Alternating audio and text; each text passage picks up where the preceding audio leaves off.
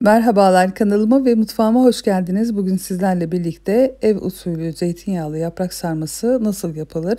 Bu tarifi paylaşacağım. Böyle kalem gibi hiç dağılmadan pişen, içi de kuru değil, sulu sulu olan zeytinyağlı sarmalarımın tarifini izlemek için buyurun videoya geçelim. İyi seyirler dilerim.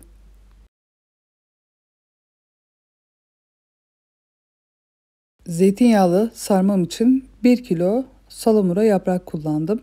Yapraklarımı geceden suyunu içerisine böyle bir kabın içerisine aldım ve üzerine geçecek kadar su doldurduktan sonra bu suyun içerisinde sabaha kadar beklettim.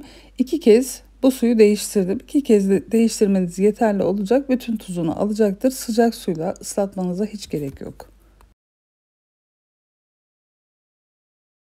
Sabaha kadar suda bekleyen yapraklarımı hemen bir süzgece alıyorum. Bakın hem fazla suyundan kurtuldu hem de rengi epey bir açıldı yapraklarımın. Süzgeçte yapraklarımı süzülmesi için bir kenara aldıktan sonra zeytinyağlı sarmamın iç harcını hazırlamaya başlıyorum.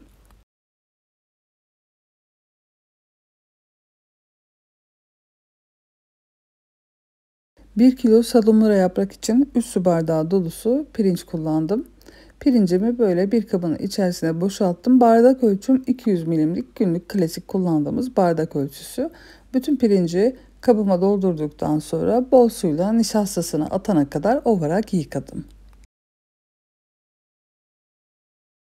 Nişastasını almış olduğum pirinci tekrar şöyle bir süzdürerek o nişastalı suyu akıtarak temiz bir su doldurdum üzerine geçecek kadar ve onu da 1 saat kadar dinlenmeye aldım. Pirinci dinlenirken ben çiğden yapacağım için iç harcımı o yüzden suyun içerisinde dinlendirmeyi tercih ediyorum.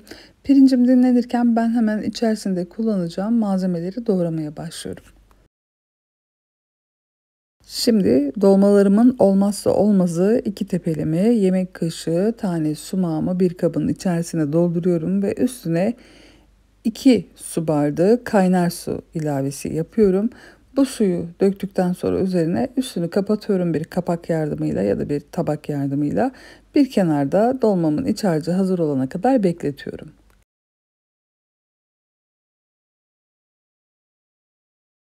Hemen size soymuş olduğum ve hazırlamış olduğum malzemeleri göstermek istiyorum. 1 adet büyük boy domates, 5-6 adet soğan, 4 diş sarımsak, 1 demet maydanoz, 1 demet de dereotunu hemen temizledim, yıkadım ve hazırladım. Şimdi pirincimi de süzdükten sonra soğanlarımı doğrayarak iç harcımı hazırlamaya başlıyorum.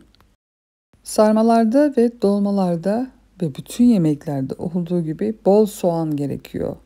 Zeytinyağlı sarmada da elinizden geldiğince bol soğan doğramaya dikkat edin. Bakın soğanlarımı ortadan ikiye böldükten sonra yemeklik olmak üzere doğramaya başlıyorum. Soğanı elinizden geldiğince bol tutun ve rondodan ya da rendeden geçirmeden böyle doğrayarak hazırlayın.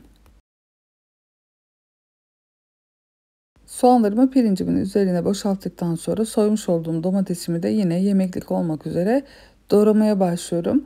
Ve onu da minicik minicik tutmaya çalışıyorum. Çünkü hem içinde olmasını istiyorum hem de çok iri olmasını istemiyorum. Yine bakın doğrarken bol suyunu saldı zaten. Suyunu da ziyan etmeden hızlıca doğradıktan sonra domatesimi de suyuyla birlikte iç harcımın içerisine boşaltıyorum.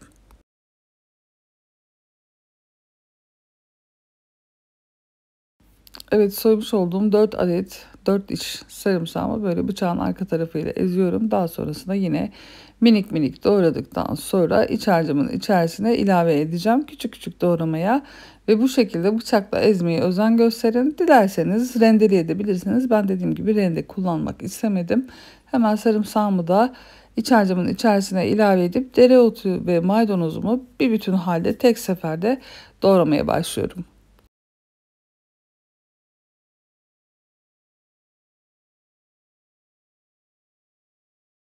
Dereotu sevmiyorsanız kullanmayabilirsiniz ama gerçekten bütün sarma olsun, dolma olsun hepsinin içerisine çok yakışıyor. Mutlaka bir şans verin derim. Dolmanın içerisinde hiç rahatsız edici bir aroması yok. Hemen onları da doğradıktan sonra iç harcıma ilave ediyorum ve şimdi iç harcımın baharatlarını ve lezzetlendirmesine geçiyorum. Sarmamın iç harcı için bir dolu su bardağı natürel zeytinyağımı içerisine boşaltıyorum, kabımın içerisine. Natural ya da Riviera, hangisini kullanmak istiyorsanız onu kullanabilirsiniz. Bir tepeleme yemek kaşığı domates salçamı da iç harcımın içerisine ilave ettikten sonra bir yemek kaşığı tuz ilavesi yapıyorum. Tuzu damak zevkinize göre ayarlayabilirsiniz. Tuzumu da ilave ettikten sonra bir tepeleme yemek kaşığı nanemi de ilave ediyorum ve suyunda kullandığım gibi içerisinde de sumak kullanıyorum. 3 çay kaşığı sumağımı ilave ettim. Sumağı azaltabilirsiniz dilerseniz. Şimdi yarım yemek kaşığı acı pul biberimi de ilave ettikten sonra yine vazgeçilmezim, bütün dolmalarımda kullandığım reyhanımı ilave ediyorum. Ben kendi bahçemden kurutmuş olduğum reyhan olduğu için yeşil, mor reyhan da kullanabilirsiniz. Bir çay kaşığı dolusu tatlı toz biber ilavesinden sonra yine bir çay kaşığı dolusu karabiber ve bir çay kaşığı dolusu yeni bahar ilavesi de yaptıktan sonra şöyle bir tatlı kaşığı da şeker ilavesi yapıyorum ve eldivenle güzelce bütün iç harcımı yoğuruyorum.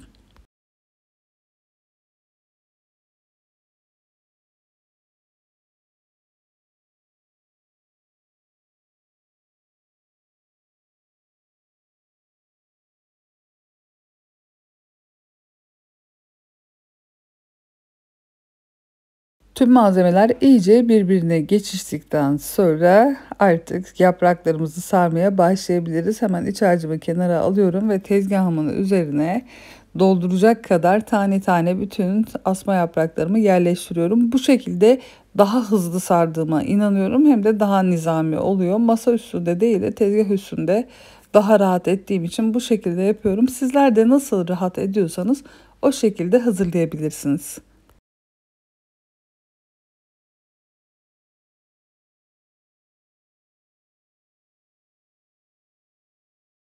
Yapraklarımı dizdikten sonra iç harçlarını da tek seferde dolduruyorum.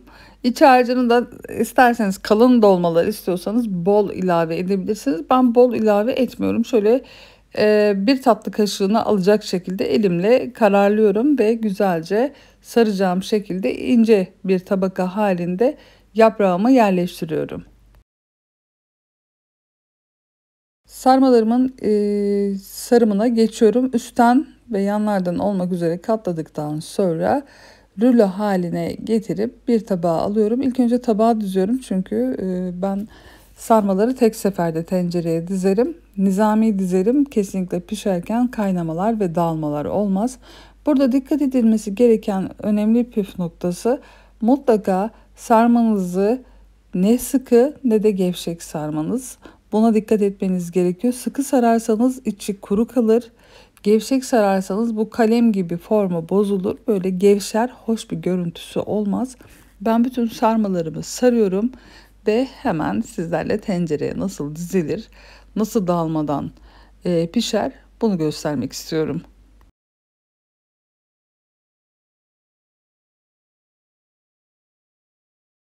Herhangi bir yanmaya ya da yapışmaya karşı mutlaka asma yapraklarınızın saplarını tencerenin zeminine dizmenizi tavsiye ediyorum. Ben annemden bu şekilde öğrenmiştim. Hala uygularım, gerçekten çok işe yarıyor.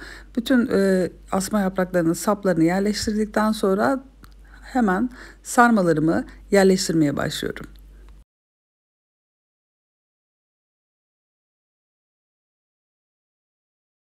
Gördüğünüz üzere sarmalarımı tencereye dizerken oval bir şekilde diziyorum. Düz bir şekilde dizmiyorum. Bu şekilde dizerseniz ne sarmanızın sosu tencereden dışarı akar ne sos kaynadığında sarmalarınız suyun yüzüne çıkarak dağılmalar yaşar. Bıraktığınız gibi tencereye dizdiğiniz gibi sarmalarınızı servis ederken çıkartabilirsiniz. Hepsini aynı şekilde dikkatlice diziyorum ve en sonunda da en başta da gördüğünüz gibi dolmalarımda, yani sarmalarımda hiçbir şekilde dağılma olmuyor. Sosunda da tenceresinin dışına akma olmuyor. Evet, sarmalarımın hepsini tencereme yerleştirdim. Şimdi üzeri için limonlarımı dilimlemeye başlıyorum. Sarmalarımın üzerine dizmek için ve ekşiliğine ekşilik, lezzetine lezzet katmak için bir adet limonumu ince ince dilimliyorum. Dilimledikten sonra içerisindeki çekirdekleri çıkartıp Kabuklarını da soyuyorum. Kabuklarını ve çekirdeklerini almazsanız dolmanıza acılık verecektir. Hoş bir tat olmayacaktır. Mutlaka buna dikkat edelim. Bütün limonlarımı soyup tenceremin en üst katmanına dizmeye başlıyorum. Evet, limonlarımı da dizdikten sonra şimdi sarmam için sosumu hazırlamaya başlıyorum. Biliyorsunuz en başta sumağımızı sıcak suyla ıslatmıştık. Onu şimdi süzdürüyorum ve bir su bardağı su daha ilave ediyorum. Sürahimi bu şekilde çalkalayıp tekrar sosuma su yapmış oluyorum. Böylelikle sumağın bütün zerresine kadar ziyan etmeden kullanmış oluyoruz. Ve bu sosun içerisine bir çay bardağı dolusu natürel zeytinyağımı ilave ediyorum ve güzelce karıştırdıktan sonra sarmamın üzerine boşaltıyorum. Sosumuz sarmamın her tarafına değecek şekilde, çünkü içerisinde zeytinyağı da var. Her yerine düzgün bir şekilde gelecek şekilde çevire çevire bakın döküyorum. Hepsini döktükten sonra su miktarı az geldiyse ilave edebilirsiniz. Dolmanızın üst sırasına çıkmayacak şekilde su ilavesi yapmanız yeterli olacaktır. Arada bir dolma diyorum. Çocukluktan kalma bir alışkanlık. Biz sarma demeyiz. Hep dolma deriz. O yüzden de kusura bakmayın, özür diliyorum buradan. Ağırlığımı da üzerine yerleştirdikten sonra kaynayana kadar yüksek ateşte sarmalarımı pişirmeye başlıyorum. Sarmamın suyu kaynadıktan sonra altını en kısa getirip yavaş yavaş pişmeye bırakıyorum. Evet, en kısık ayarda yaklaşık 40 dakikadır kaynıyor, pişiyor. En kısık da olmasına özen gösterin. Bir adet alıyorum içerisinden. Pişmiş mi diye kontrol ediyorum. Evet, benim sarmalarım pişmişti. Kapağını tekrar kapatıyorum ve ılıyana kadar dokunmuyorum. Ilıdıktan sonra üzerindeki ağırlığı alıyorum ve o limon dilimlerini de alıyorum. Çok fazla kalmasına gerek yok. Limon dilimlerini de alıp tamamen soğumaya bırakıyorum. Ve en son sizlerle içinin pişmişliğini, yaprağının pişmişliğini paylaşmak istiyorum.